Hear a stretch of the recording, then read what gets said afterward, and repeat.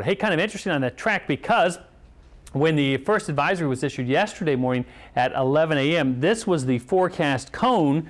And remember, we always talk about it could be here in the cone, it could be here in the cone. Don't think that it's going to go right down the middle of the cone, and also don't think the worst weather is going to go through the middle of the cone. In fact, the actual track was kind of hugging the north edge of the cone there, at times even leaving the cone and coming back in. And the cone technically represents about 2/3 of the time where the center is going to be, so it's not surprising that every now and then it'll get out. That's where it made landfall 24 hours later, just on the northern edge of the cone. And we say don't pay too close attention to the cone, because the worst weather was on the north side of the system through much of its life.